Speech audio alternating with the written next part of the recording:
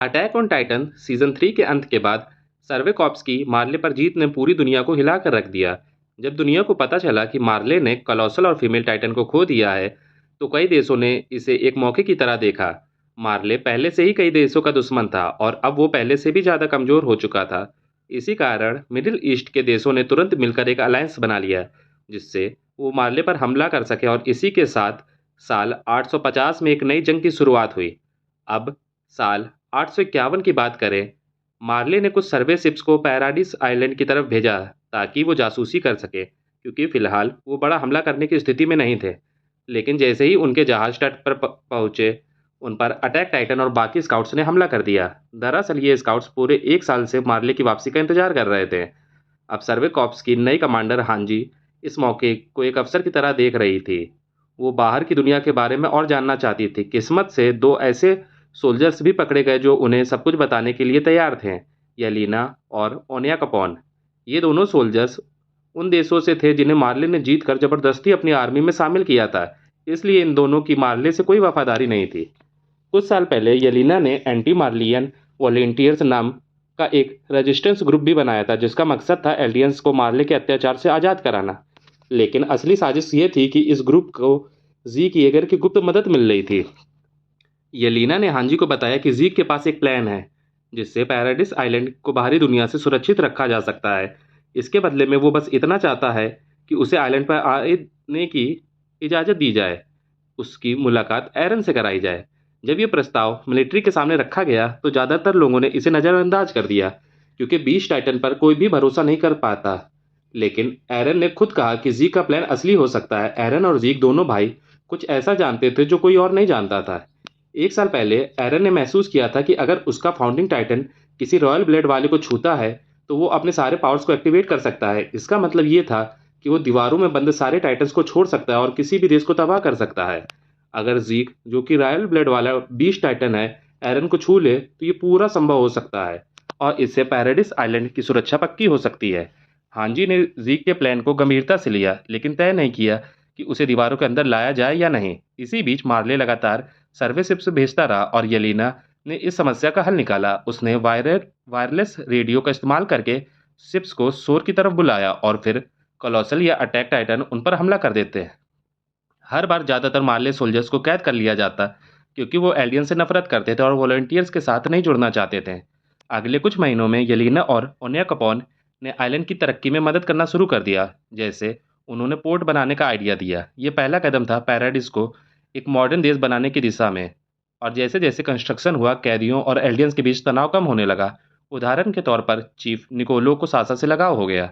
इससे साबित हुआ कि मार्लियंस और एल्डियंस एक दूसरे को जाने तो साथ रह सकते हैं। आर्मिन को लगा कि शायद दुश्मनों से बातचीत की शुरुआत हो सकती है, लेकिन एरन को लगा कि उनके पास इतना वक्त नहीं है। उसे लगा कि उन्हें दुनिया को दिखाना पड़ेगा कि पैराडिस से टकराना आसान नहीं। साल 852 में पोर्ट बनकर तैयार हो गया और पैराडिस ने हिसुरु नाम के एक देश से पहले विदेशी मेहमानों का स्वागत किया। हिसुरु एशिया का एक देश था जो करीब 100 साल पहले एल्डियंस का मित्र था। उन्होंने जीक से गुप्त रूप से मिलकर यह यात्रा की। एम्बेसडर कियोमी ने जीक के प्लान की पूरी जानकारी दी। स्टेप 1, येगर ब्रदर्स एक छोटे स्तर की रंबलिंग शुरू करेंगे, जिससे दुनिया डर जाए और आइलैंड पर हमला ना करे। स्टेप 2, हिसुरु अगले 50 सालों तक पैराडिस को मॉडर्न बनाएगा ताकि उन्हें रमलिंग की जरूरत ना पड़े। स्टेप 3, जब तक मॉडर्नाइजेशन पूरा ना हो जाए, आइलैंड पर हमेशा एक फाउंडिंग टाइटन और एक रॉयल ब्लेड वाला टाइटन होना चाहिए। लेकिन तीसरे स्टेप एरन को बिल्कुल मंजूर नहीं था। इसका मतलब था कि हिस्टोरिया को जीक के बाद 20 टाइटन बनना पड़ेगा और फिर उनके बच्चों को भी। हिस्टोरिया खुद इसके लिए तैयार दिखी, लेकिन एरन ने साफ मना कर दिया। उसने पहले भी सीजन 3 में उसकी रक्षा की थी, जब उसे फाउंडर की शक्ति का सच पता चल गया था। इसलिए उसने जीक का प्लान ठुकरा दिया और दूसरे विकल्पों की तलाश शुरू कर दी। क्यूमी भी इसलिए पैराडिस आई थी क्योंकि जीक ने उन्हें आइस बस्ट स्टोन देने का वादा किया था, एक कीमती नेचुरल रिसोर्स जिसे हिसुरु बहुत अमीर बन सकता था। और साथ ही वो मिकासा से मिलना भी चाहते थे, क्योंकि मिकासा उनके शाही खून की वंशज थी, पर असली मकसद था फायदा। अब आते हैं साल 853 पर। स्काउट्स अभी भी कोई ऐसा रास्ता ढूंढ रहे थे जिसे हिस्टोरिया को बीच टाइटन बनने से बचाया जा सके। आखिरी कोशिश में हांजी ने कहा, क्यों ना खुद स्काउट्स मार ले जाएं ताकि दुश्मनों को समझ सके और शायद शांति का रास्ता निकले। इस समय बीच टाइटन के पास सिर्फ 2 साल का वक्त बचा था, क्योंकि यमीर का श्राप यही कहता है, अगर ज़्यादा देर होती तो फाउंडेन टाइटन की शक्ति खो जाती। इसी साल येलेना ने फ्लोच को मना लिया कि वो उसकी एरन से मुलाकात कराए। अब तक वॉलंटियर्स को एरन से मिलने की इजाज़त नहीं थी, लेकिन वक्त बहुत कम था, इसलिए मुलाकात में येलेना ने एरन को एक खौफनाक सच बताया कि ज़ीक एल्डियंस को बचाना नहीं चाहता। ज़ीक का असली प्लान था एल्डियंस को बाज बना देना ताकि वो बच्चे पैदा ही ना कर सके और टाइटन की शक्ति हमेशा के लिए खत्म हो जाए।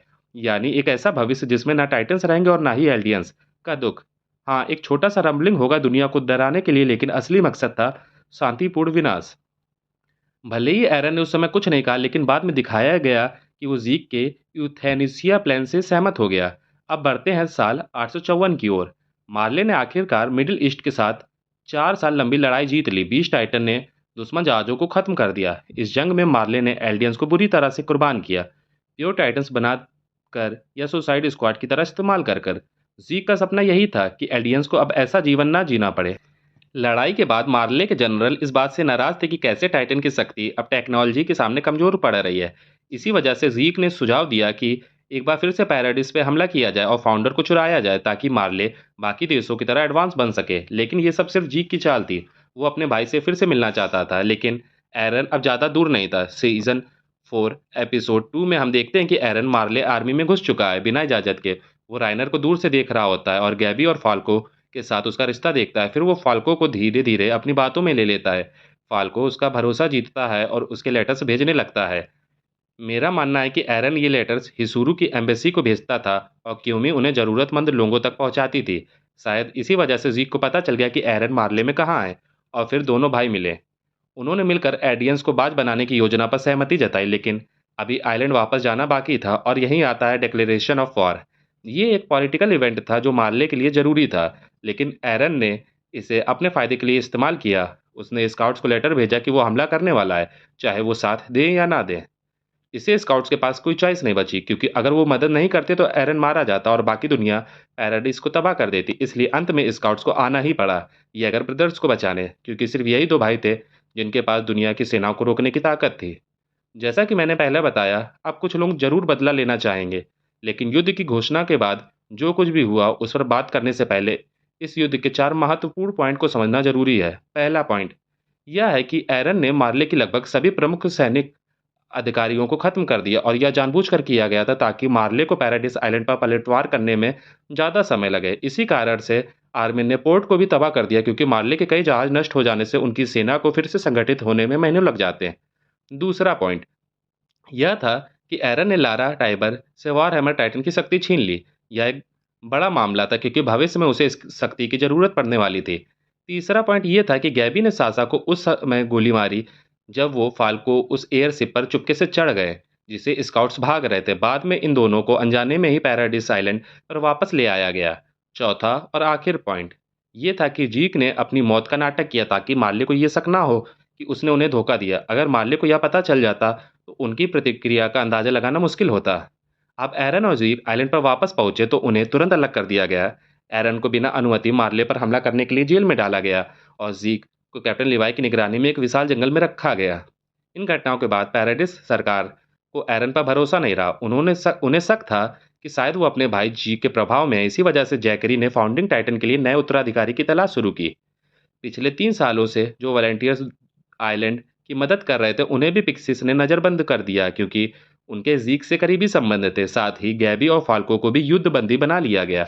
एक और बात, मिलिट्री पुलिस पहले से योजना बना रही थी कि जीक के आइलैंड पर आते ही हिस्टोरिया उसे खा ले, लेकिन ऐसा नहीं हो पाया क्योंकि हिस्टोरिया प्रेग्नेंट हो चुकी थी। उसकी गर्भावस्था के कारण उसे टाइटन में बदलना बेहद खतरनाक था। इसी वजह से जीक को जीवित रखा गया और लिवाई की निगरानी में सौंपा गया। अब वापस समुद्र पार मार्ले की ओर जीक ने अपनी मौत का नाटक भले ही किया, और लेकिन मार्ले को जल्द ही पता चल गया कि उसने उन्हें धोखा दिया है। इसके बाद मार्ले ने दुनिया के अन्य देशों के साथ मिलकर एक ग्लोबल आर्मी अलायंस बनाने का फैसला किया ताकि 6 महीने बाद वो पैराडिस पर हमला कर सके। लेकिन राइनर इस इंतजार के पक्ष में नहीं था। उसने जनरल मैगथ को मना लिया कि वॉरियर्स को सिर्फ 1 महीने में हमला करना चाहिए।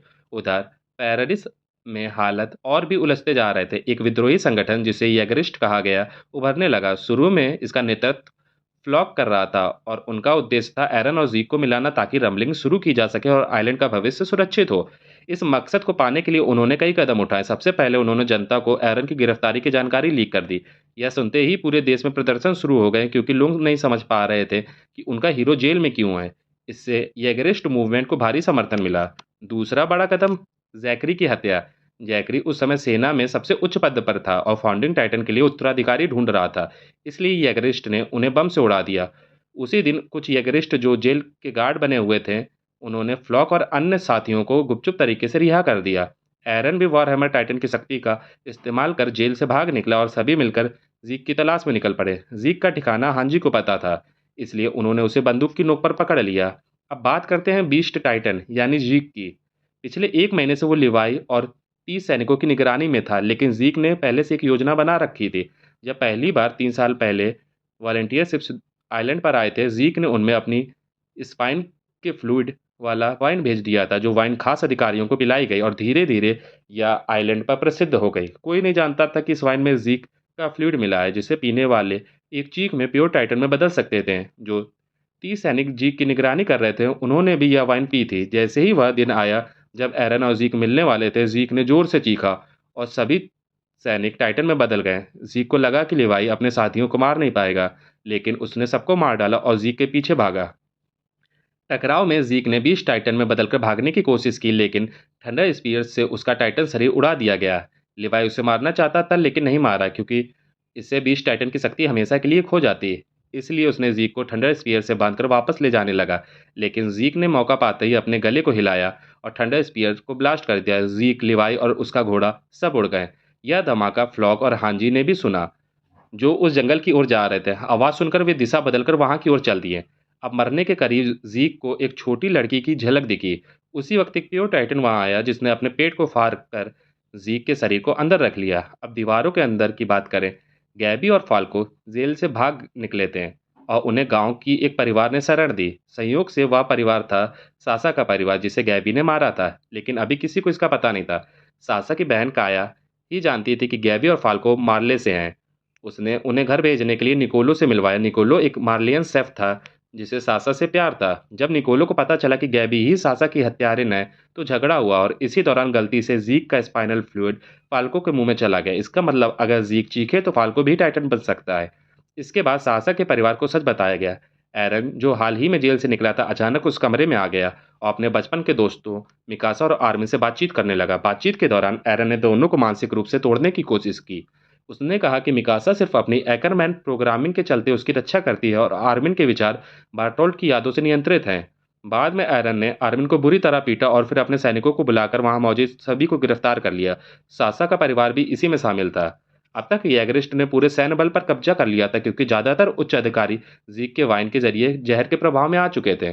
पिक्सिस, जो एरन की फाउंडिंग टाइटन छीनने की योजना बना रहे थे, अब पासा पलटते देख झुकने को मजबूर हो गए और उन्होंने यैगरिस्ट की सभी मांगे मांग ली। इसी बीच, जैसा कि पहले बताया, राइनर ने मार्ले को जल्द हमला करने के लिए मना लिया था और पीक और पोर्को पहले ही दीवार के अंदर आ चुके थे। उन्होंने कार टाइटन का उपयोग किया था, जिसकी वजह से एरन को शक हुआ कि आइलैंड में जासूस मौजूद हैं।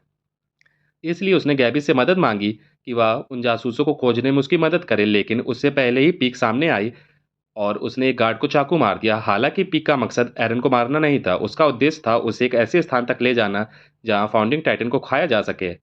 उसने झूठा भरोसा दिलाने की कोशिश की कि वो मार्ले से पलट गई है।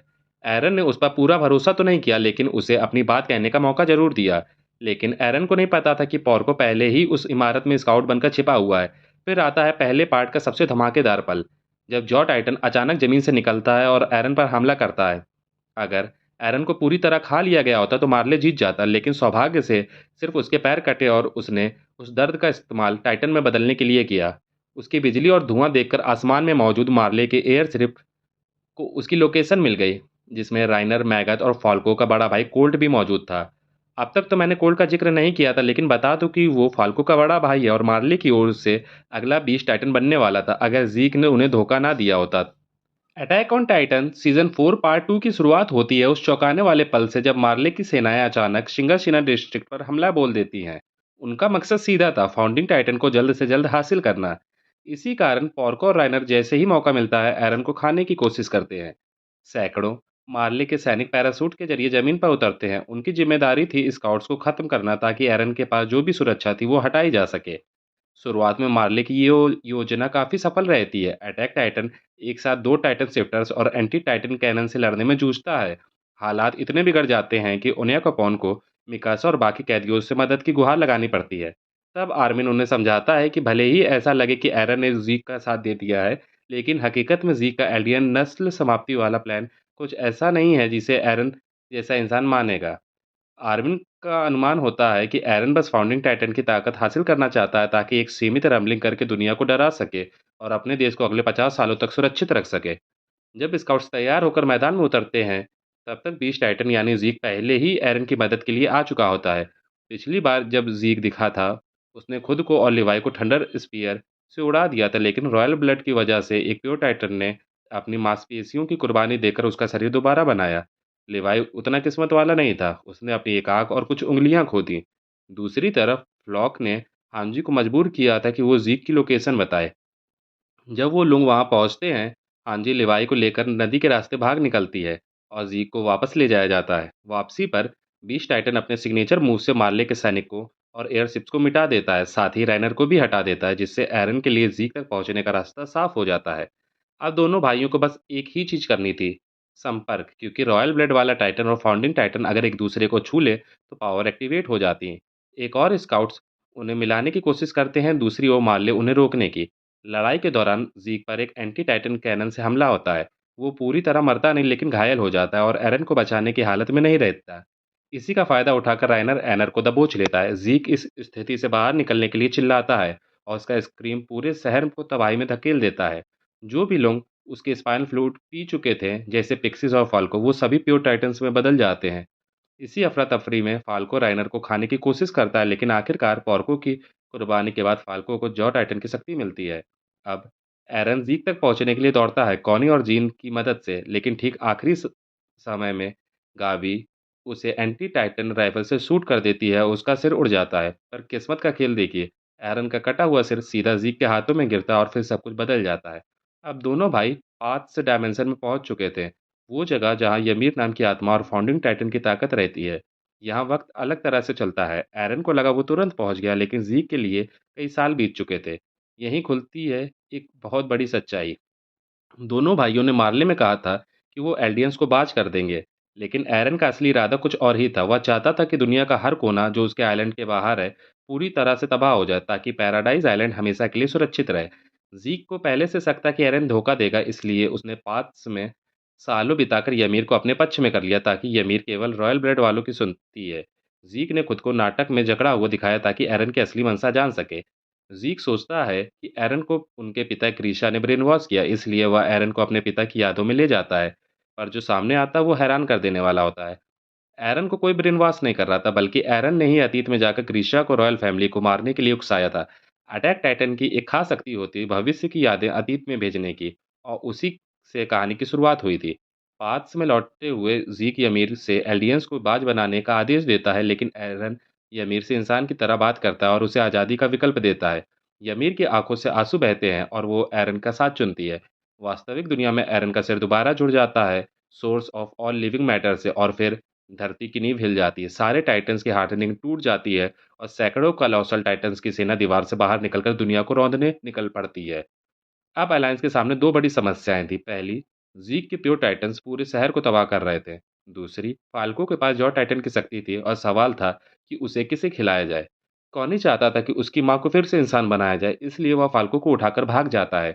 दूसरी ओर लिवाई और हांजी भागते हुए पीक और मैगेट से टकराते हैं। दोनों पक्षों की एक समान चाहत थी, जीक को मारना और रंबलिंग को रोकना। इस तरह एक नई अलायंस बनती है। रात को हांजी जीन और मिकासा को समझाती है, वहीं आर्मिन गावी का भरोसा जीतने की कोशिश करता है ताकि भविष्य में वॉरियर और स्काउट्स के बीच युद्ध ना हो। अंततः वे रागाको विलेज पहुंचते हैं और फाल्को को बचा लेते हैं। कॉनी आत्मचिंतन करता है और अपनी मां को वापस लाने की इच्छा छोड़ देता है। रास्ते में वे एनी से मिलते हैं, फीमेल टाइटन जो एरन द्वारा हार्डनिंग हटाने के कारण वापस आई थी। उसका मकसद बस अपने पिता से मिलना था। अलायंस में अब शामिल हो चुके थे any, राइनर, Falco, Armin, Mikasa, gene, Connie, Levi, हांजी, पीक, मैगत और ओन्या कपॉन। अब अगला मिशन था पोर्ट पर कब्जा करना और आज़ुमा बीटो फ्लाइंग बोट लेकर एरन के पास उड़ान भरना, लेकिन फ्लॉक को सब पता चल चुका था। पोर्ट पर जबरदस्त जंग छिड़ जाती। स्काउट्स को अपने पुराने साथियों को मारना पड़ता है। फीमेल और आर्मर्ड टाइटन की मदद से इंजीनियर्स बचाए जाते हैं, लेकिन वो बताते हैं कि फ्लाइंग बोट को उड़ाने के लिए आधा दिन चाहिए। हिंगामी एक नई योजना देती है। वो पोर्ट छोड़कर उदिया जाएंगे और वहां फ्लाइंग बोट को तैयार करेंगे। जंग के दौरान फाल्को पहली बार टाइटन का उपयोग करता है। इस दौरान कीथ सैडिस की धमाकेदार वापसी होती है। वो एक ट्रेन से उड़ा देता है। फ्लॉक और गाबी फ्लॉक को गाबी गोली मारती है और बाकी एग्रेस्ट भाग जाते हैं। फ्लाइंग बोट उड़ने के लिए तैयार हो जाती है, लेकिन मैगथ और सैडिस आखिरी बची दुश्मन की नाव को उड़ा देते हैं और बलिदान दे देते हैं। फ्लैशबैक में हमें पता चलता है कि स्काउट्स 1 साल पहले मारले गए थे दुनिया को समझने के लिए। वहीं एरन को यह एहसास हुआ था कि ये दुनिया एल्डियन से कितनी नफरत करती है। लेकिन कुछ लोग अच्छे भी थे जिन्हें रंबलिंग से मरना नहीं चाहिए था। एरन जानता था कि रंबलिंग होगा, लेकिन एक पल ऐसा आया जब वो चाहता था कि वो ये भविष्य बदल दे। जब उसने मिकासा से उसके जज्बात पूछे। अगर उस दिन उसने कहा होता कि वो एरन से प्यार करती है तो शायद ये सब नहीं होता। लेकिन उसने एरन को परिवार कह दिया। अब जबकि फ्लाइंग बोट उड़ान पर है, दूसरी तरफ एरन की टाइटन आर्मी एक शहर को रौंद रही है और पूरी दुनिया तबाही की कगार पर है। अटैक ऑन टाइटन पार्ट 3 की शुरुआत होती है एक बेहद दर्दनाक सीन से, जब हार्ली शहर को रंबलिंग पूरी तरह से रौंद डालता है और कई पीढ़ियों के रिफ्यूजियों का नामो निशान मिटा देता है। इस तबाही में एक बच्चा भी था, रैमजी, जो उस साल एरन का दोस्त बन गया था। पिछले साल की बात है जब एरन ने देखा कि कुछ मार्लियन लोग रैमजी को बुरी तरह पीट रहे हैं। पहले तो एरन हिचकिचाया, लेकिन फिर उसने रैमजी की जान बचा ली। पर उस पल उसे एहसास हुआ कि जिसे वो बचा रहा है उसे ही एक दिन मार डालेगा। ये सोचकर एरन वहीं फूट-फूट कर रोने लगा और रैमजी हैरान परेशान होकर उसकी बातें सुनता रहा। बातें जो दुनिया को तबाह करने की वजहें थीं। अब वर्तमान में वॉल्ट टाइटन और उसके पूरे परिवार को कुचल देते हैं। दूसरी तरफ मार्ले में एरन के दादा-दादी, जिन्हें आप ग्रीसा के माता-पिता के रूप में जानते हैं, वो भी एक जेल में बंद पड़े रहते हैं जहाँ टाइटन्स उन्हें भी रौंद डालते हैं। लेकिन एरन को अपने दादा-दादी से कोई लगाव नहीं था, इसलिए शायद उसने उनकी मौत के बारे में सोचा भी नहीं। जैसे-जैसे रंबलिंग आगे बढ़ता है, टाइटन्स के शरीर से निकलती भाप इतनी ज़्यादा गर्म हो जाती है कि लोग जलकर मरने लगते हैं। कुछ लोग तो इससे पहले ही खुद अपनी जान ले लेते हैं। एरन अपने फाउंडिंग टाइटन के अंदर से ये सब देख रहा होता है और उसके मन में बस एक ही बात घूम रही होती है, आज़ादी। जब वो दीवारों के अंदर बंद था, तब उसे ये दीवारें पिंजरा लगती थीं। उसे लगता था कि अगर वो बाहर की दुनिया में पहुंच जाए तो वो सारे चमत्कार देख पाएगा जो उसने आर्मिन की किताबों में पढ़े थे। लेकिन असलियत में बाहर की दुनिया नफरत और खून से भरी हुई थी और अब वो उसे पूरी दुनिया को मिटा देना चाहता है। उसी दौरान एरन आर्मिन को पाथ्स में बुलाता है, एक अलग ही डायमेंशन में। लेकिन जब आर्मिन वापस आता है तो उसे कुछ याद नहीं होता। इसका मतलब साफ था, एरन ने उसकी यादें मिटा दी थी ताकि आर्मिन बाकी लोगों को कुछ ना बता सके। इधर जहाज पर एनी और आर्मिन के बीच एक छोटा सा इमोशनल मोमेंट होता है। दोनों को एक दूसरे के लिए कुछ फीलिंग्स हैं, लेकिन इस वक्त रोमांस के लिए बिल्कुल भी समय नहीं है। रात होते होते अलायंस ओडा शहर में पहुंचता है जहां फ्लाइंग बोट को रिपेयर करना था। ये बोट पूरी तरह से डायनामाइट से लपेटी गई थी, जिसे एग्रेस ने लगाया था। आर्मिन सुझाव देता है कि उसे फेंकने की जगह साथ ले चलते हैं, शायद फाउंडिंग टाइटन के खिलाफ काम आ जाए। वे यलीना से पूछते हैं कि एरन कहाँ जा रहा होगा और वह बताती है कि शायद फोर्ट साल्टा, जहां मार्ले ने अपने आखिरी एयरशिप और हथियार रखे हुए हैं। एरन उन्हें खत्म करने जा रहा ताकि कोई भी उसे रोक ना सके। रात भर इंजीनियर्स फ्लाइंग बोट को तैयार करते हैं और सुबह तक ये उड़ान के लिए लगभग तैयार हो जाते हैं। लेकिन तभी एक शॉकिंग मोमेंट आता है। फ्लॉक लौट आता है। उसे तो हमने पिछली बार देखा था जब गैबी ने उसे गोली मारकर समंदर में गिरा दिया था, लेकिन वह जिंदा बच निकला। ओडा पहुंचकर वो बोट पर हमला करता है और उसमें छेद कर देता है। मिकासा उसे तुरंत मार देती है, लेकिन नुकसान हो चुका था। इंजीनियर्स बताते हैं कि टैंक को रिपेयर करने में 1 घंटा लगेगा, जबकि रंबलिंग बस सामने है। ऐसे में किसी को वक्त खरीदना था और आर्मिन पहले सामने आता है, लेकिन सब चाहते हैं कि उसे फाउंडिंग टाइटन के लिए बचाया जाए। तब हांजी खुद का बलिदान करने का फैसला लेती है और आर्मिन को नया स्काउट्स कमांडर घोषित करती है। हांजी वॉल टाइटन्स के सामने अकेली खड़ी होती है, उन्हें रोकने की कोशिश करती है और एक वीर गति प्राप्त करती है। उसकी कुर्बानी बेकार नहीं जाती। जब जहाज ठीक हो जाता है और सब लोग निकल जाते हैं, अलायंस की टीम अब फोर्ट सॉल्टा की ओर उड़ान भरती है। रास्ते में वे डिस्कस करते हैं कि एरन को कैसे रोका जाए। पीका का सुझाव है कि कोलोसल टाइटन से फाउंडर को उड़ा दिया जाए, क्योंकि किसी को नहीं पता कि एरन का असली शरीर कहाँ है। लेकिन आर्मिन चाहता है कि वो एरन से बात करे, उसे समझाए। इस पर लिवाई एक और सुझाव देता है कि अगर वे जीक को मार दे तो एरन के पास रॉयल ब्लड नहीं रहेगा और रंबलिंग रुक जाएगी। उसी वक्त एरन सभी को फिर पास में बुलाता है और साफ कह देता है कि उसे कोई नहीं रोक सकता सिवाय उसकी मौत के। दूसरी तरफ एल्डियन नागरिक जो लिबेरियो से भागे थे, पोर्ट सॉल्टा पहुंचते हैं, लेकिन वहां एक भी एयरशिप नहीं था। तभी दूर से एयरशिप की एक फ्लीट एरन की ओर बढ़ती दिखती है। वे एरन और उसके चारों ओर के टाइटन्स पर बम गिराना चाहते हैं, लेकिन एरन एक नया दांव चलता है। वो 20 टाइटन की नई हार्डनिंग से बनी कॉपी बना देता है, जो असल में जीक नहीं है, बल्कि सिर्फ उसकी छाया है। इससे डर कर एयरशिप बम गिरा देते हैं, लेकिन ज़्यादातर गलत जगह गिरते हैं। तभी वो नकली 20 टाइटन हर एक एयरशिप को तबाह कर देता है। पर ऐन मौके पर अलायंस की फ्लाइट पोर्ट पहुंच जाती है। सब लोग स्काई डाइव करते हैं और एरन के ऊपर उतरते हैं। रायनर आर्मर्ड टाइटन में बदलकर नकली बीस्ट टाइटन से भिड़ जाता है। उधर सोल्टा में वॉरियर कैंडिडेट्स के माता पिता हैरान रह जाते हैं। उन्हें उम्मीद भी नहीं थी कि उनके बच्चे अभी भी जिंदा हैं। अटैक ऑन टाइटन का season 4 part 3 final episode. Fort Salta के सोल्जर्स दूरबीन से देखते हैं कि पैराडाइज आइलैंड के एलियन फाइनली रंबलिंग को रोकने के लिए पहुंच चुके हैं। आर्मर्ड और कार्ट टाइटन को देखकर बाकी लोग भी राहत की सांस लेते हैं। वहीं ओनिया कॉपोन का प्लेन भी फोर्ट के पास क्रैश हो जाता है। लोग उसे तुरंत बाहर निकालते हैं। एनी के पिता उससे अपनी बेटी के बारे में पूछते हैं, लेकिन तब तक ओनिया कॉपोन बेहोश हो चुका था। अब हमें एक बहुत पुराना सीन दिखाया जाता है, यमीर का। यही वह दिन था जब यमीर ने वो पिक आज़ाद किया था जिसके कारण उसे सज़ा मिली थी, और आज भी वही अमीर सब कुछ देख रही है, फाउंडिंग टाइटन के रूप में। उधर जब सभी को लगता है कि उन्होंने बीस्ट टाइटन को ढूंढ लिया है, तो पता चलता है वो तो सिर्फ उसका पुतला है। असली जीक उसमें था ही नहीं, यानी कि जीक कहीं इस विशाल फाउंडिंग टाइटन के अंदर छिपा है।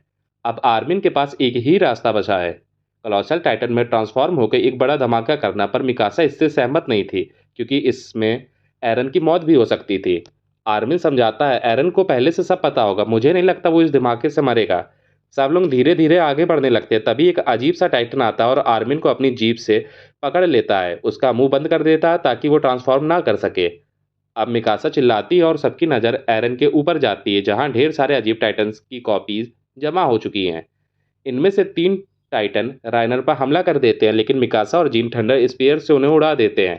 कॉनी कहता है इनसे लड़ते लड़ते तो सारे थंडर स्पीयर्स खत्म हो जाएंगे। जीन को समझ आता है कि आर्मी ने ट्रांसफॉर्म नहीं किया, यानी वो जिंदा है और कहीं ले जाया गया है। टाइटन उसे फाउंडिंग टाइटन के पिछले हिस्से की ओर ले गया है। पीक को अब समझ आ चुका है कि ये सभी टाइटन्स असल में पुराने टाइटन शिफ्टर्स की कॉपीज है, जिनमें कोई दिमाग नहीं, कोई आत्मा नहीं, बस यमीर की बनाई गई एक टाइटन आर्मी है। अब सब समझ जाते हैं कि यह लड़ाई सिर्फ एरन से नहीं बल्कि यमीर से भी है, और यमीर इंसानियत का अंत चाहती है। आर्मिन को दम घुटने जैसा लगता है। तभी उसे याद आता है यही सपना उसने उस दिन भी देखा था जब बार्थोल्ड मरा था। उसे सब समझ आता है, यह सब एरन नहीं यमीर कर रही है। बाहर अब बार्थोल्ड का कलोसल टाइटन भी आ चुका है। वो सीधे राइनर को पकड़ कर उसकी गर्दन काट देता है और जमीन पर पटक देता है, जिसकी शॉकवेव से कॉनी बेहोश हो जाती है। लिवाई अब लड़ने की हालत में नहीं बचा। राइनर और जीन के ओडियम गैस टूट चुके हैं। राइनर जीन से कहता है कि उसे नीचे गिरा दे, लेकिन जीन जानता है अगर राइनर गिरा तो रंबलिंग में कुचला जाएगा। अब सब हार मानने की कगार पे थे, बट जैसे जीन कहता है हम स्काउट्स हैं, हम हार नहीं मानते। अब एक snake type beast Titan Connie को खाने ही वाला था कि लिवाई उसे बचाने की कोशिश करता है, बट टाइटन लिवाई की टांग काट लेता है। मिकासा टाइटन को मारती और लिवाई नीचे गिरने लगता है, बट बेहोश कॉनी उसे पकड़ लेती है। अब जब सब खत्म लग रहा था, तभी एक उड़ने वाला टाइटन आता। वो कोई और नहीं बल्कि फैल्को था। फैल्को जो पहला उड़ने वाला टाइटन बन चुका था, सबको अपनी पीठ पर लेकर वहां से उड़ जाता है। फैल्को असल में जॉ टाइटन है, लेकिन उसे जीक के स्पाइनल फ्लूइड से बनाया गया था, इसलिए उसमें बीस्ट टाइटन की भी पावर थी। और फैल्को बचपन से उड़ने का सपना देखा करता था। एनी बताती है कि फैल्को के ट्रांसफॉर्म होने से कियोमी की शिप डूब गई थी, लेकिन कियोमी ने खुद उसे अनुमति दी थी कि वो रंबलिंग को रोके। अब लिवाई सभी को 2 टीमों में बांटता है, एक आर्मिन को बचाएगी, दूसरी एरन की गर्दन पर बम लगा गई। अब एरन से बात करने का समय खत्म हो चुका था। मिकासा चाहती नहीं थी कि एरन मरे। कॉनी उसे याद दिलाता है कि अगर फाल्को नहीं आता तो वे सभी मर चुके होते। जीन भी कहता है अब कोई रास्ता नहीं बचा। एनी कहती है तुम सिर्फ आर्मिन को बचाओ, बाकी हम देख लेंगे। राइनर जीन को अपना ओडियम गियर देता है और फाल्को दोबारा फाउंडिंग टाइटन की तरफ उड़ान भरता है। वहाँ के मार्ली सोल्जर्स अपनी कैनन तैयार कर रहे थे, लेकिन तभी उन्हें कुछ रेफ्यूजीज दिखते हैं। जब वो उनकी स्लीव्स देखते हैं तो समझ जाते हैं कि ये एलियंस हैं। दोनों तरफ लोग एक दूसरे पर गन तान देते हैं। एनी के पिता उन्हें समझाने की कोशिश करते हैं कि वो तो बस ओनिया कापोन के लिए मरहम पट्टी लेने आए हैं, बट कोई उनकी बात नहीं सुनता। तभी सेक्रेटरी मूलर आता और वहां हवा में गोली चलाकर सबको रोक देता है। जैसे ही फैल्को एरन के करीब आता है, वार हैमर टाइटन्स उस पर एरो से हमला करते हैं। फैल्को उन सभी को डॉज करता है। सबसे पहले राइनर और जीन एरन की गर्दन पर उतरते हैं। राइनर तुरंत आर्मर्ड टाइटन में बदलता है और सभी वार हैमर टाइटन से लड़ता है। ताकि जीन एरन की गर्दन तक पहुंच सके, लेकिन पोर्को और मार्सेल के जॉ टाइटन उसका रास्ता रोक लेते हैं। उधर पीक भी अपने टाइटन फॉर्म से बाहर आकर दोबारा ट्रांसफॉर्म हो जाती है और उस वार हैमर टाइटन को खत्म कर देती है जिसने उसे पकड़ा हुआ था। लेकिन तभी एक जॉ टाइटन आकर उसकी गर्दन उड़ा देता है। पीक दोबारा अपने टाइटन से बाहर आती है और जीन से कहती है कि उसकी चिंता मत करो, कार टाइटन की सहन शक्ति सबसे ज्यादा होती है, वो एक दिन में 100 से भी ज्यादा बार ट्रांसफॉर्म हो सकती है। अब पीक बार बार ट्रांसफॉर्म होती है और जॉ टाइटन को मारने लगती है ताकि जीन उस ट्रिगर तक पहुंच सके, लेकिन टाइटन्स की संख्या कम होने का नाम ही नहीं ले रही थी। उधर फाल्को अपने ग्रुप को लेकर उड़ता है और एरन के पिछले हिस्से की ओर पहुंचता है। वहीं उन्हें ओकापी टाइटन दिखता है, वही जिसने आर्मिन को खा लिया था। कोनी और एनी भी वहां उतरते हैं और एनी तुरंत फीमेल टाइटन में ट्रांसफॉर्म हो जाती है। गाबी और लिवाई फाल्को पर ही रहते हैं क्योंकि गाबी की राइफल इन टाइटन्स का कुछ नहीं बिगाड़ सकती थी और लिवाई की निगाहें सिर्फ जी को ढूंढने पर टिकी हैं। लेकिन उसे नहीं पता कि अगर जीक मिल भी गया तो क्या वो अपनी इस हालत में उसे मार पाएगा या नहीं। उसे एरविन को दिया हुआ अपना वादा याद आता है कि वो बीस्ट टाइटन को खत्म करेगा। लिवाई सोचता है कि क्या इसी दिन के लिए उनके सारे साथियों ने अपनी जान दी थी। वो तो एक ऐसी दुनिया चाहते थे जहां टाइटन्स का नामो निशान भी ना हो। लेकिन लिवाई को इस बात पर कोई अफसोस नहीं कि उसने उस दिन एरविन की जगह आर्मिन को बचाया, क्योंकि अब आर्मिन की आंखों में भी वही चमक है जो कभी एरविन की आंखों में हुआ करती थी। उधर ओकापी टाइटन वापस एरन के सिर की ओर भागने लगता है तो एनी मिकासा को जोर से फेंकती है ताकि वो सुपर स्पीड में उसके पास पहुंच सके। मिकासा रास्ते में दो टाइटन्स को मार भी देती है, लेकिन फिर एक आर्मर्ड टाइटन उसका रास्ता रोक लेता है और उसकी ब्लेड्स टूट जाती है। तभी एनी वहां पहुंचती है और उस आर्मर्ड टाइटन को मार गिराती है, लेकिन तब तक ओपाकी टाइटन भागकर कोलोसल टाइटन के पास पहुंच चुका था और अब ये तीन चारों तरफ से दुश्मन टाइटन से घिर चुके होते हैं। इसके बाद हम बाकी दुनिया की भी हालत देखते हैं। लोग कहीं भाग नहीं पा रहे हैं क्योंकि सामने समुद्र है। हर देश यही झेल रहा है। कुछ लोग भाग रहे हैं, कुछ भगवान से प्रार्थना कर रहे हैं कि ये प्रलय रुक जाए, लेकिन वॉल टाइटन्स अपने पीछे सिर्फ राख छोड़ रहे हैं। बड़े बड़े शहर, ऊंचे पहाड़, कुछ भी नहीं रोक पा रहा है उन्हें। समुद्र में गिरती भीड़ के बीच एक माँ गिर जाती है, लेकिन उसका बच्चा एक आदमी पकड़ लेता है। वो लोग उस बच्चे को आगे बढ़ाते रहते हैं ताकि कम से कम वही बच सके, लेकिन टाइटन्स कहाँ रुकने वाले थे। उधर आर्मिन खुद को समझाने की कोशिश करता है कि अगर वो नहीं जागा तो उसके सारे दोस्त मारे जाएंगे और वो किसी के भी काम नहीं आ सकेगा। तभी उसके हाथ में रेत आती है और उसे एहसास होता है कि वो मरा नहीं बल्कि पथ्स में है। टाइटन के अंदर होने के बावजूद उसे सब कुछ पता चल रहा है क्योंकि सारे एलियन पाथ्स के जरिए जुड़े हुए हैं। तभी उसे जीक दिखाई देता है जो आराम से रेत का किला बना रहा है। आर्मिन उससे बात करने जाता है और जीक को पता चल जाता है कि उसे खा लिया गया है। जीक बताता है कि ब्रह्मांड में जब सिर्फ मैटर था तब जीवन पनपा और वे अब तक इसलिए जिंदा हैं क्योंकि वो रिप्रोडक्शन करते हैं। अलग अलग रूप लेता रहता है और वातावरण के हिसाब से खुद को ढालता रहता है। इसी से इंसान का जन्म हुआ, जिनका मकसद सिर्फ एक है, आगे बढ़ना। लेकिन मौत का डर इस मकसद को चुनौती देता है। यमीर को भी इसी का डर था, इसलिए उसने खुद को इतना मजबूत बना लिया और एक ऐसी दुनिया में चली गई जहां मौत होती ही नहीं, और उस दुनिया को ही पथ्स कहा जाता है। आर्मिन पूछता है कि यमीर उन सबका कहा क्यों मान रही है, लेकिन जीक भी अब तक उसे नहीं समझ पाया कि इतनी ताकत होने के बावजूद वो राजा फ्रीट्स की गुलाम क्यों बनी रही।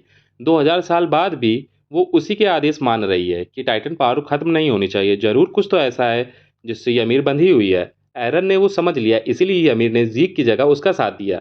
आर्मिन पूछता है कि वे फिर से रियल वर्ल्ड में कैसे लौट सकते हैं क्योंकि उसे अपने दोस्तों को बचाना है। जीक कहता है कि शायद बाहर जाना मुमकिन नहीं है और वैसे भी जीत हो या हार, एक दिन तो सबको मरना है। उसी वक्त आर्मिन को रेत में एक पत्ता मिलता है और वो अपने बचपन की यादों में खो जाता है जब वो एरन और मिकासा के साथ पहाड़ी वाले पेड़ तक दौड़ लगाता था, जब वे साथ मार्केट जाते थे या गिलहरी को खाना देते थे।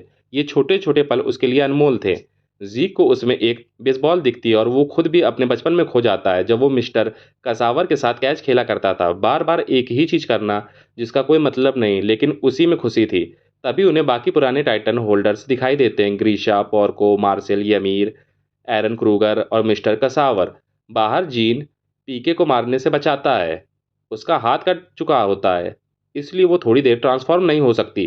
वो दोनों देखते हैं कि राइनर की हालत भी बहुत खराब हो चुकी है। वॉर हैमर टाइटन्स ने उसे भी नहीं छोड़ा। एनी, मिकासा और कोनी किसी तरह जिंदा हैं, लेकिन अब उनकी मौत तय लगती है। तभी बार्थोल्ट का कोलोसल टाइटन बाकी टाइटन्स को एनी से दूर करता है। उधर पोर्को और मार्सेल के जॉ टाइटन जीन और पीक को बचाते हैं। यमी भी एक वॉर हैमर टाइटन को मारकर राइनर को बचा लेती है। कोनी समझ नहीं पाता कि कुछ टाइटन्स उनकी मदद क्यों करने लगे, लेकिन मिकासा बिना समय गंवाए ओकापी टाइटन के पीछे लग जाती है। वो टाइटन भागने की कोशिश करता है, लेकिन तभी उसे हेडशॉट लगता है जो गाबी ने चलाया था, और फिर मिकासा उसका जबड़ा काटती है और अंदर से आर्मिन को बाहर निकाल लेती है। वो टाइटन आर्मिन को पकड़ने की कोशिश करता है, लेकिन आर्मिन तुरंत अपना भाला घुसा देता है और उसे खत्म कर देता है।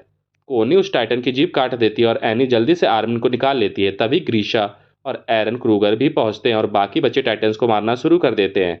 हम कसावर का बीच टाइटन भी देखते हैं, जो कि इस बार एक भेड़ के रूप में सामने आता है।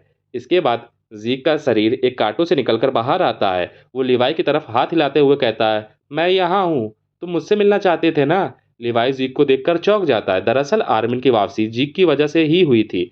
जीक ने उनके साथियों को पास में जगाया क्योंकि वो सब आपस में कनेक्टेड हैं। जीक कसावर से कहता है कि उसे अब भी लगता है कि यूथनाइजेशन प्लान सही था, लेकिन अगर वो दोबारा जन्म ले तो बस मिस्टर कसावर के साथ कैच कैच खेलना चाहेगा। साथ ही वो अपने पिता ग्रीशा को भी धन्यवाद देता है जिसने उसे जन्म दिया। इधर आर्मिन एरन से कहता है कि उसने उससे सब कुछ छीन लिया, उसकी लाइफ, उसकी ताकतें, उसकी यादें, लेकिन इसी वजह से वो जानता है कि बर्टोल्ड खड़े होकर बस तमाशा नहीं देखेगा। इसके बाद वह बाकियों की मदद की गुहार लगाता है और सब मिलकर उसकी मदद करते हैं।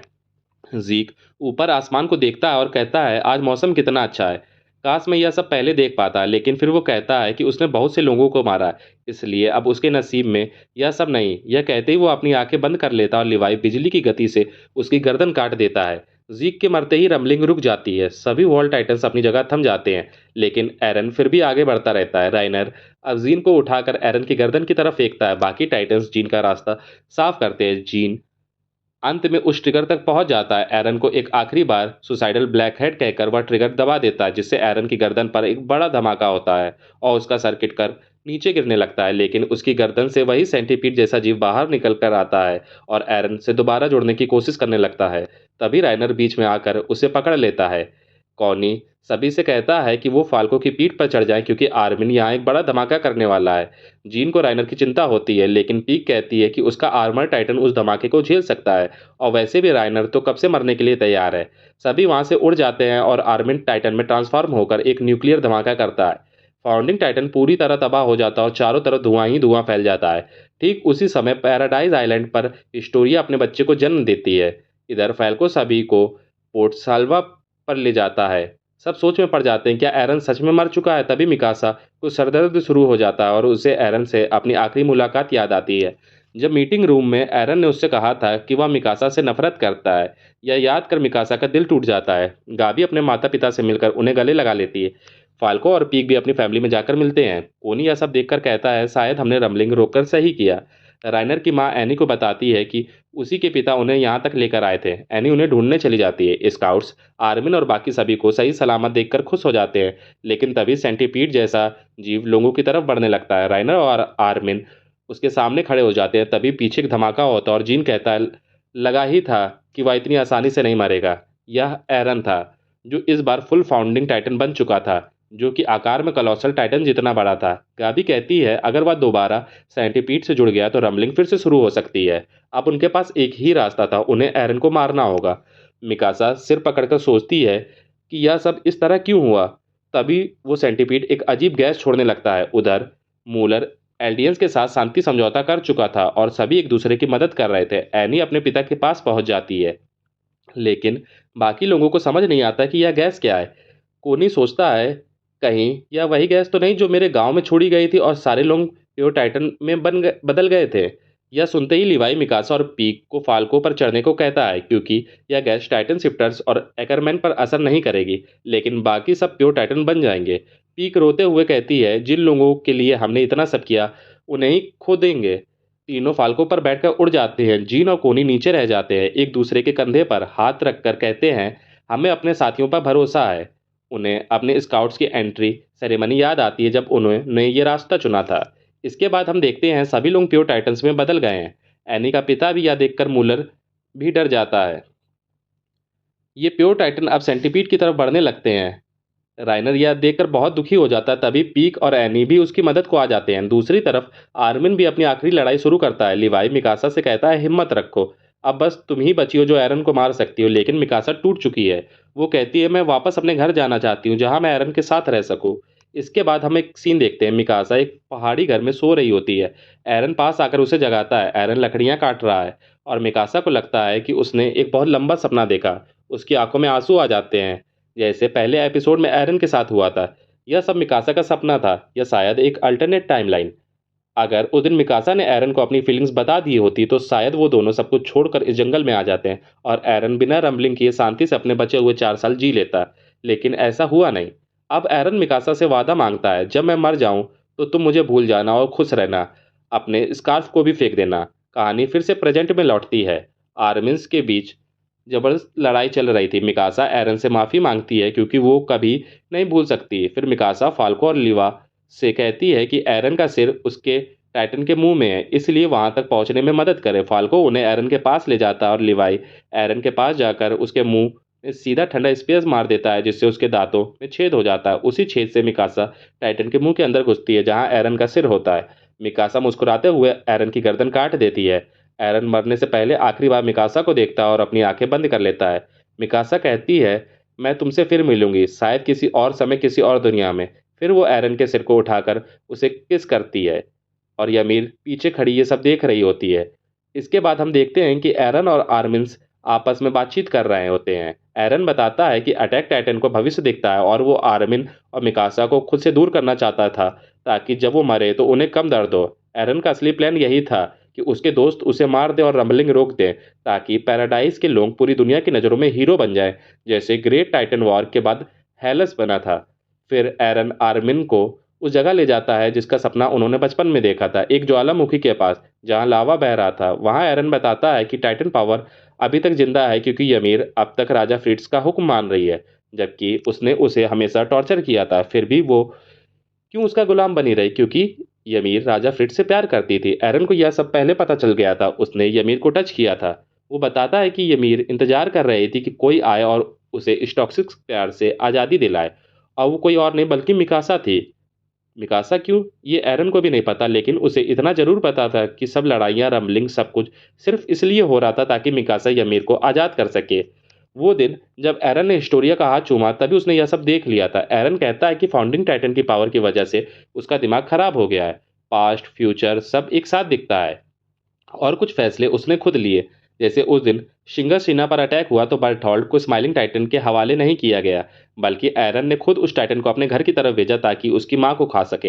हाँ, उसी टाइटन से जिसकी वजह से एरन की टाइटन से इतनी नफरत बनी, उसे उसी ने भेजा था। आगे आर्मिन चुप नहीं रहता। वो एरन को एक मुक्का मारता और कहता है, मिकासा को तुम जैसे लड़के को भुला ही देना चाहिए। इस पर एरन रोने लगता है और कहता है कि वो नहीं चाहता कि मिकासा कभी उसे भूले। वो नहीं चाहता कि मिकासा किसी और के साथ हो। वो चाहता है कि मरने के बाद भी मिकासा उसे याद रखे। एरन आर्मिन से कहता है कि वो ये सब मिकासा को ना बताए, लेकिन वो खुद मरना नहीं चाहता। वो अपने दोस्तों को छोड़ना नहीं चाहता।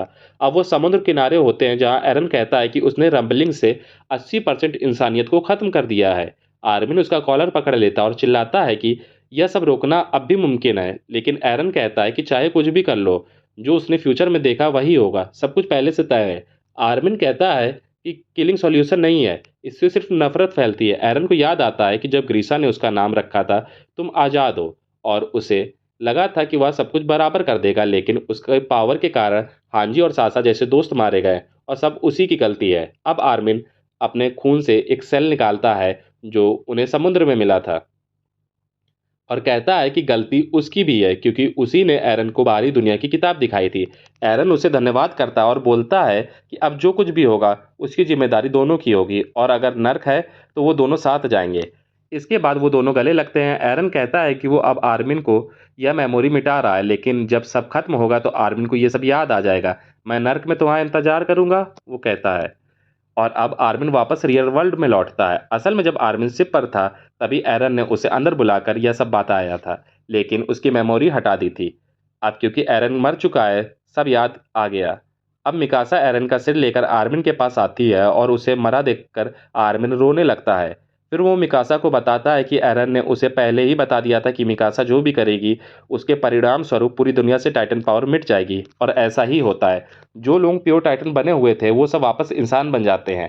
एरन ने आर्मिन से बहुत कुछ कहा था लेकिन उसे भुलवा दिया था। जीन और राइनर को ये जानकर दुख होता है।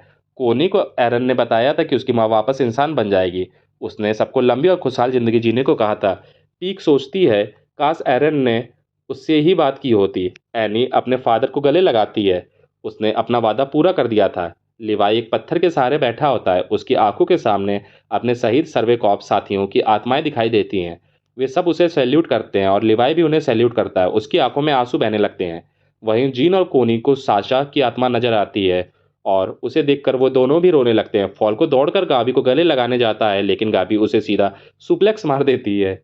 राइनर अपनी माँ के पास जाता है और कहता है कि अब वह आर्मर्ड टाइटन नहीं है। यह सुनकर उसकी माँ बहुत खुश हो जाती है। वो कहती है कि उसे सिर्फ अपना बेटा चाहिए। यह बात सुनकर राइनर की आंखों में भी आंसू बहने लगते हैं। इधर मिकासा आर्मिन से कहती है कि वह जा रही है। ये लोग एरन को ठीक से दफनाने भी नहीं देंगे। वो एरन के सिर को उसी पेड़ के पास ले जाती है जिसके नीचे बचपन में एरन सोया करता था, और फिर मिकासा वहां से चली जाती है। उधर मूलर और उसके सोल्जर्स एल्डियन पर फिर से बंदूक तान देते हैं क्योंकि उन्होंने प्योर टाइटन को देखा था और डर गए थे। एनी के पिता समझाते हैं कि अब वो सब आम इंसान है, उनकी टाइटन पावर हमेशा के लिए जा चुकी है। मूलर सबूत मांगता है। आर्मिन कहता है अगर हमारे पास टाइटन पावर होती तो हम अब तक इसका इस्तेमाल कर चुके होते। फिर मूलर पूछता है किसने मारा एरन को। आर्मिन जवाब देता है मैंने।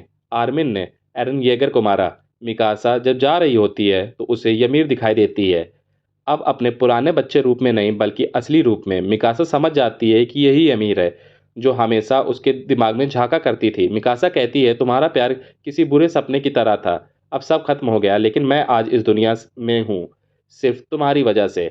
अब ymir सोचती है काश उस दिन मैंने राजा फ्रिट्स को मर जाने दिया होता तो मेरी जिंदगी क्या होती। लेकिन मिकासा की हिम्मत देखकर अपने प्यार को ही खत्म कर दिया। ये देखकर ymir भी राजा फ्रिट्स की गुलामी से आज़ाद हो जाती है और उसकी आत्मा को मुक्ति मिल जाती है। और दोस्तों, क्योंकि ymir अब नहीं रही इसलिए टाइटन पावर भी इस दुनिया से खत्म हो गई है। अब रायनर और बाकी शिफ्टर सिर्फ 13 साल नहीं बल्कि पूरी जिंदगी जिएंगे। जो प्योर टाइटन थे जैसे कोनी की माँ, वो भी वापस इंसान बन गए होंगे। सभी वॉल टाइटन्स धूल बनकर उड़ जाते हैं। 3 साल बीत जाते हैं। उस दिन को अब the battle of heaven and earth कहा जाता है। हिस्टोरिया का बेटी का आज जन्मदिन है। पैराडाइज को अब भी डर है कि बाकी दुनिया उन पर हमला कर सकती है, इसलिए उन्होंने एक नई मिलिट्री बना ली है जिसे जीन लीड करता है। टाइटन चले गए लेकिन इंसानों के झगड़े खत्म नहीं हुए। एरन ने हिस्टोरिया को फ्यूचर बताया था, लेकिन ये फ्यूचर शायद उसने भी नहीं देखा था। लोगों को तब तक लड़ना होगा जब तक लड़ने की जरूरत ना पड़ जाए। हिस्टोरिया अपने लेटर्स में ये सब लिखती है और अब वो लेटर्स आर्मिन पढ़ रहा होता है। रायनर उसकी राइटिंग की तारीफ करता है और सूंघता भी है। जीन उसे टोकता है, भूलो मत हिस्टोरिया शादीशुदा है, सपने देखना बंद करो। अब ये लोग पैराडाइज की तरफ शांतिदूत बनकर जा रहे हैं, लेकिन उन्हें नहीं पता वहाँ के लोग इन्हें दुश्मन समझेंगे या हीरो, क्योंकि एरन को मारने वाले वही लोग थे जिन्हें कभी उनका हीरो कहा जाता था। इन्हें डर है कि कहीं इनकी शिप पहुंचने से पहले ही डूब ना जाए, लेकिन आर्मिन कहता है सब ठीक होगा। शायद लोग हमारी कहानी जानना चाहेंगे कि जो कभी दुश्मन थे वो कैसे दोस्त बन गए। अब हम लिवाई को येलेना और ओन्याकोपॉन के साथ बच्चों में कैंडी बनाते देखते हैं। वहीं पास में गाबी और फैल्को पेड़ लगा रहे हैं। मिकासा पहले से ही पैराडाइज में थी और उसने एरन के सिर को शिंगा शिना के उसी पेड़ के नीचे दफनाया था। मिकासा रोती है और कहती है मैं फिर से एरन को देखना चाहती हूँ। तभी एक पक्षी आता और मिकासा का स्कार्फ ठीक करता है, ठीक वैसे जैसे एरन किया करता था। मिकासा थोड़ा मुस्कुराती है और कहती है थैंक यू एरन इस स्कार्फ के लिए। और नहीं, ये एरन का पुनर्जन्म नहीं था, ये एक बस पक्षी था। अटैक ऑन टाइटन के हर एपिसोड में बर्ड्स होते हैं। ये बस एक सिंबल है फ्रीडम का, और जिस पेड़ के नीचे ये कहानी शुरू हुई थी उसी पेड़ के नीचे ये खत्म हो जाती है। थोड़े समय बाद एरन के बाकी दोस्त भी उससे मिलने आते हैं। समय बीतता है, मौसम बदलता है और मिकासा अब अपने पति और बच्चों के साथ वहां आती है। जी हाँ, वो पति शायद जीन था, क्योंकि मिकासा की मौत के समय उसकी उंगली में वेडिंग रिंग थी। कुछ लोग मानते हैं कि मिकासा ने शादी ही नहीं की थी और वो आर्मिन के साथ थी। आप इसे अपनी समझ से मान सकते हैं। खैर, मिकासा को भी एरन के बगल में ही दफनाया जाता है और मरने के बाद भी उसने एरन का स्कार्फ नहीं छोड़ा। वो कभी एरन को नहीं भुला पाई। समय और तेजी से गुजरता है। हमारे सारे कैरेक्टर्स बूढ़े होकर मर जाते हैं। पैराडाइज आइलैंड अब एक मॉडर्न सिटी बन चुका है। सैकड़ों सालों बाद एक और युद्ध होता है और उस देश पर न्यूक्लियर बम गिरता है। सब कुछ खत्म हो जाता है। कई साल बाद हम एक छोटे बच्चे को देखते हैं जो अपने डॉग के साथ उस तबाह हो चुके पैराडाइज में घूम रहा है। उसे एक खोखला पेड़ नजर आता है, शायद उसी के नीचे एरन को दफनाया गया था। वो बच्चा उस पेड़ के अंदर जाने लगता है और अटैक ऑन टाइटन का ये मास्टरपीस यहीं खत्म हो जाता है। तो दोस्तों, इस एंडिंग को लेकर मैं ना खुश हूं ना दुखी, बस खाली महसूस कर रहा हूं, क्योंकि यह कहानी अब खत्म हो चुकी है। एरन ने यह सब इसलिए किया ताकि उसके दोस्त एक लंबी शांत जिंदगी जी सके। पर जैसा कि एरविन ने कहा था, इंसान तब तक लड़ता रहेगा जब तक सिर्फ एक ही इंसान ना बच जाए। ईशा माया ने शो की एंडिंग को रियलिस्टिक रखा और वो उन्होंने बखूबी किया। अब ना कोई सीक्वल है ना आगे कुछ और। तो दोस्तों, इसी के साथ हमारी अटैक ऑन टाइटन की ये जर्नी भी यहीं खत्म होती है। अगर आपको यह वीडियो पसंद आया तो लाइक करें, कमेंट करें और सब्सक्राइब करें। तब तक के लिए पीस आउट।